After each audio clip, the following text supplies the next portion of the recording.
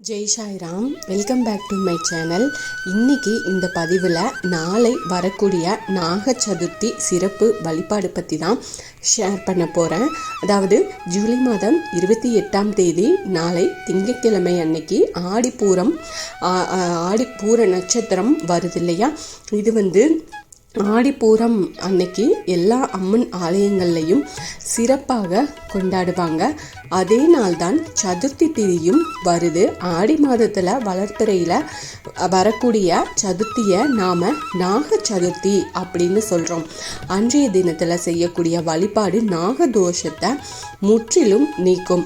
நாகதோஷத்தால் ஏற்பட்ட பாதிப்புகளையும் விளக்கும். அவ்வளவு சிறப்பு வாய்ந்த இந்த நாக சதுர்த்தி வழிபாட்டை மிகவும் எளிமையான முறையில் எப்படி செய்கிறது அப்படின்றத பற்றி இந்த பதிவில் நாம் பார்க்கலாம்.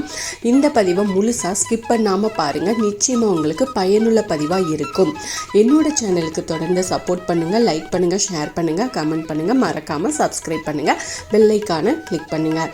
சதுர்த்தி திதி அப்படிங்கிறது விநாயகருக்கு உகந்த திதியாக பார்க்கப்படுது. இருந்தாலும் ஆடி மாதத்தில் வரக்கூடிய சதுர்த்தியை நாம் நாக சதுர்த்தி அப்படின்னு சொல்கிறோம். நாகம் தன்னுடைய தோஷத்தை நீக்கிய நாளாக தான் இந்த நாக சதுர்த்தி இருக்குது.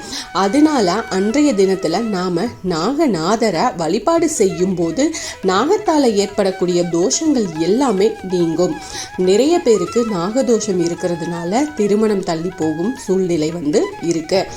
அப்படிப்பட்டவங்க நாகதோஷத்தால் வேறு ஏதாவது பாதிப்புக்கு ஆளாகி இருக்கிறவங்க நாக சதுர்த்தியை தவற விடாம வழிபாடு செய்யறது ரொம்ப கூடுதல் சிறப்பு, நல்ல பலனை கொடுக்கும். திங்கட்கிழமை அன்னைக்கு காலையில் எழுந்து சுத்தமாக தலைக்கு குளித்து முடிச்சுட்டு பக்கத்தில் இருக்கக்கூடிய விநாயகர் ஆலயத்துக்கு போங்க. அந்த ஆலயத்தில் பாம்பு புற்று இருக்கணும் அப்படின்னு அது ரொம்ப முக்கியம். முதல்ல விநாயகருக்கு ஒரு சொம்பு தண்ணீர் ஊற்றுங்க. அடுத்ததாக விநாயகருக்கு பக்கத்தில் ராகு கேது அப்படின்னு நாகநாதர்கள் சிலைகள் இருக்கும். அதுக்கும் நாம் கைப்பட தண்ணீர் ஊற்றணும். அதுக்கப்புறமா மஞ்சள், குங்குமம், மலர்கள் இது போன்ற எல்லாத்தையும் வச்சு முழு மனதோட நாம வழிபாடு செய்யணும். அதுக்கப்புறமா விநாயகருக்கு முன்னாடி அருகம்புல்லை வச்சு ஒரே ஒரு நெய் தீபத்தை ஏற்றி வச்சுக்கோங்க. அடுத்ததா பார்த்தீங்கன்னா புற்று இருக்கும் இடத்துக்கு போய் புற்றை சுத்தம் செய்ய முடியும் அப்படின்ற பட்சத்தில் அதை சுத்தம் செஞ்சு அதை சுற்றி மஞ்சளை தூவுங்க.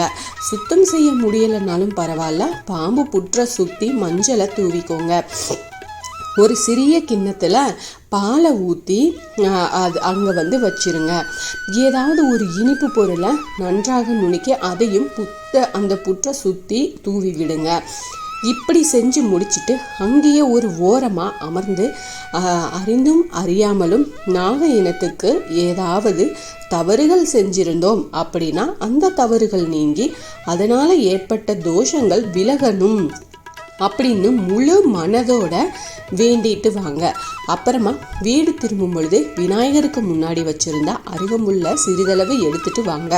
அதே போல் அன்றைய தினத்தில் உடல் ஊனமுற்றவங்களுக்கு உங்களால் இயன்ற தான தர்மங்களை செய்யுங்க. வீட்டுக்கு எடுத்துட்டு வந்த அருகம்புல்ல நல்லா காய வச்சு பொடி செஞ்சு வச்சு வீடு முழுவதும் தூபம் போட்டுருங்க.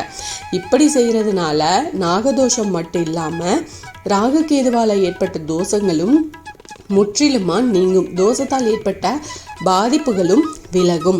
பலவிதமான தோஷங்கள் இருக்குது. ஒவ்வொரு தோஷத்தை நீக்கிறதுக்கு ஒவ்வொரு விதமான வழிபாட்டு முறைகளும் பரிகாரங்களும் இருக்கு. அந்த வகையில் நாகதோஷத்தை நீக்கிறதுக்கு நாக சதுர்த்தி நாள் அன்னைக்கு இப்படி நம்ம எளிமையான முறையில் வழிபாடு செஞ்சோம் அப்படின்னா நமக்கு நிறைய பலன்கள் கண்டிப்பாக கிடைக்கும். நிஜமாக அந்த நாகதோஷம் அப்படிங்கிறதே நமக்கு இருக்காது. அதனால் இந்த வழிபாடை நம்பிக்கையோடு செய்யுங்க. ஆத்மார்த்தமாக பிரார்த்தனை பண்ணிக்கோங்க. நிச்சயமாக உங்களுக்கு நல்லதே நடக்கும். நாளைய நாளை தவற விடாமல் பயன்படுத்திக்கோங்க. இந்த பதிவு உங்களுக்கு பயனுள்ள பதிவாக இருக்கும் அப்படின்னு நான் நம்புகிறேன். இதில் ஏதாவது சந்தேகம் இருந்தால் எனக்கு கமெண்ட்டில் கேளுங்க. நான் கண்டிப்பாக உங்களுக்கு பதில் சொல்கிறேன். என்னோட சேனலுக்கு தொடர்ந்து சப்போர்ட் பண்ணுங்கள். லைக் பண்ணுங்கள், ஷேர் பண்ணுங்கள், கமெண்ட் பண்ணுங்கள், மறக்காமல் சப்ஸ்கிரைப் பண்ணுங்கள், பெல் ஐக்கானை கிளிக் பண்ணுங்கள். இது போல் எனக்கு தெரிஞ்ச ஆன்மீக பதிவுகளை உங்ககிட்ட நான் ஷேர் பண்ணுறேன். Thank you friends. மீண்டும் அடுத்த பதிவில் சந்திப்போம்.